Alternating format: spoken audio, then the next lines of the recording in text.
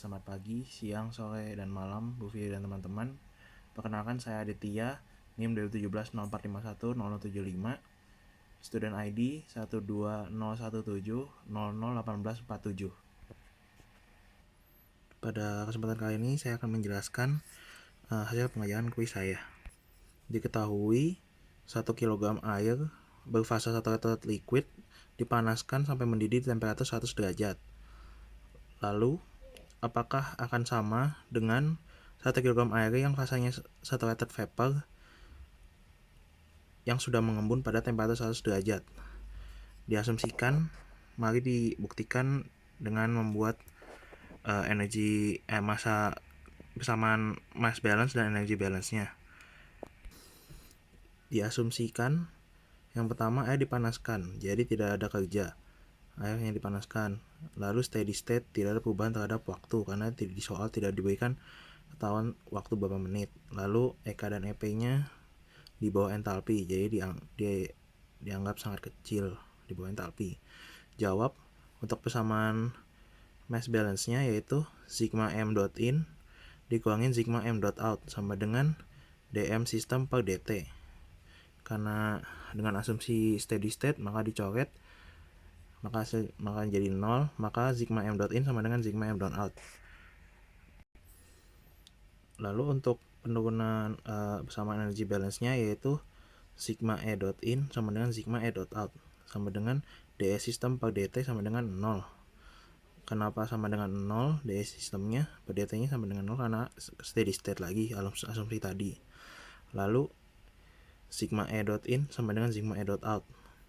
Lalu diturunkan lagi Q in plus W in plus MS in sama dengan Q out plus W out W dot out plus E dot mass out. Lalu karena sesuai asumsi no work, maka W in dan W out nya dibikin sama dengan 0. Q in jadi Q dot in plus E dot mass in sama dengan Q dot out plus E dot mass out. E dot mass out nya dijabarin lagi menjadi M dot in dikali theta in dikali Q dot out ditambah M dot out dikali theta out. Lalu theta in dan theta out nya kita jabarkan menjadi H plus EK plus EP. Karena sesuai asumsi yang tadi EK plus EP, EK dan EP nya lebih kecil daripada entalpi, jadi kita tidak menganggap ini ada.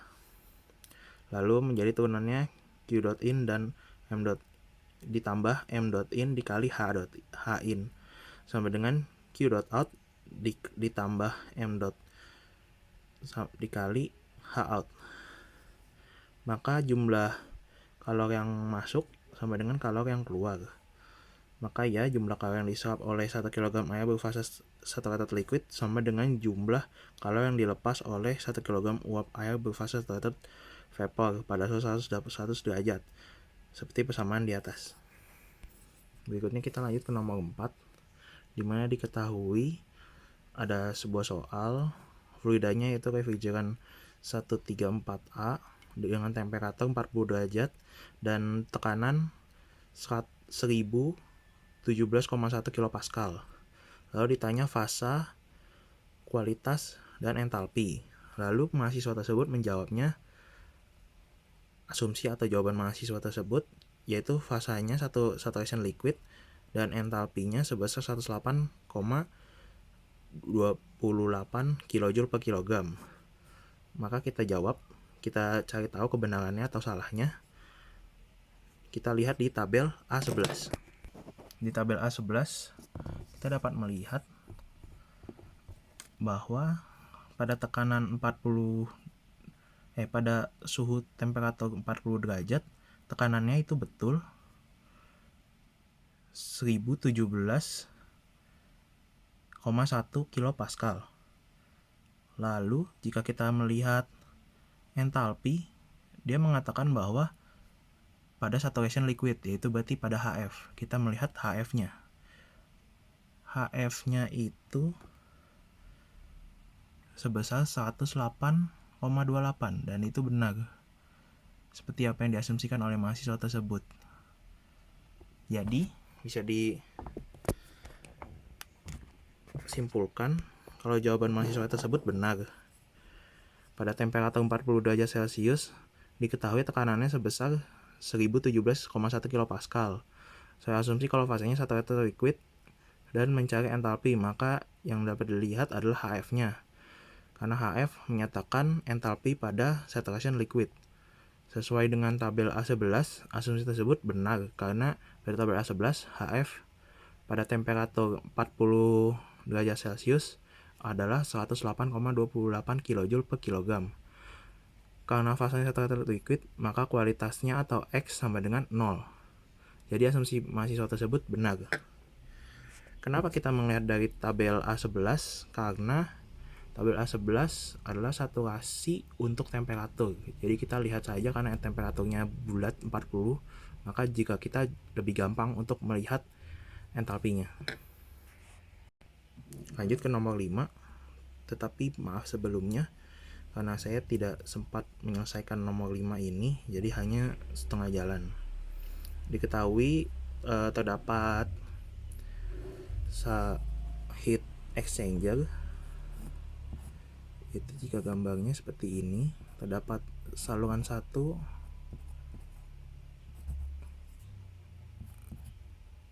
dan 2,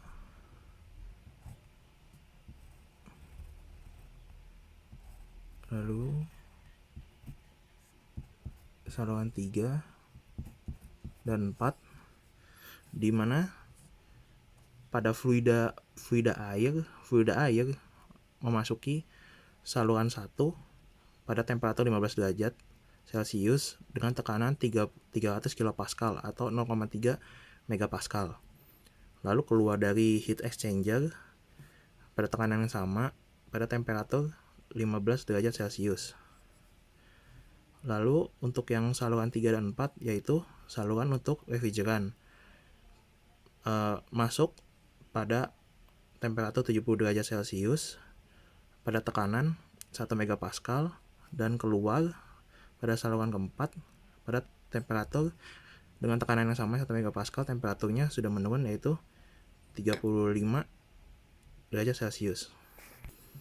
Jawaban mahasiswa tersebut menyatakan kalau terjadi perpindahan panas dari air ke refrigeran yaitu sebesar 15 kW. Maka diasumsikan sistemnya steady state dan ini open system karena ada aliran massa. Lalu EK dan EP-nya dianggap sangat kecil daripada entalpi dan di sini tidak ada kerja yang terjadi pada sistem ini. Dijawab untuk mass balance-nya kita turunkan persamaannya yaitu sigma m dot in dikurangi sigma m dot out sama dengan dm sistem per dt. Kita coret karena sistem steady state maka 0. Jadi sigma m dot in sama dengan sigma m dot out. Karena ada 4 saluran, maka kita masukkan yang untuk m in-nya itu m1 dan plus m dot 1 plus m dot 3 sama dengan untuk saluran keluarnya itu saluran 2 dan 4 yaitu m dot 2 dan m dot plus m dot 4. Untuk pertemuan energi balance-nya sigma e dot in sama dengan sigma e dot in min sigma e dot out sama dengan dE sistem per dt. Kita dE sistem per dt-nya dianggap sama dengan 0. Lalu untuk penurunan ini adalah untuk penurunan pertamanya yaitu penurunan dari sistem ini karena sistemnya adalah satu heat exchanger ini. Maka menjadi sigma e dot in sama dengan sigma e dot out. Jika dipecah q dot in ditambah w in ditambah ms in sama dengan sigma q dot out ditambah w dot out ditambah ms dot out. Karena pada sistem ini tidak ada q in dan q out, tidak ada perpindahan panas. Karena perpindahan panas terjadi ketika dari sistem ke surrounding. Karena ini terjadi dalam sistem, berarti tidak ada Q in dan Q out dan tidak ada kerja sesuai asumsi yang tadi no works. maka menjadi ms.in sama dengan ms.in sama dengan sigma ms.out. Kenapa pakai sigma? Karena saluran masuknya ada 4, tidak hanya satu-satu. Saluran masuk dan keluar, masuknya ada 2, keluarnya ada 2. Maka dipecah lagi seperti tadi. ms-nya menjadi m.in dikali theta in sama dengan sigma m.out dikali theta out.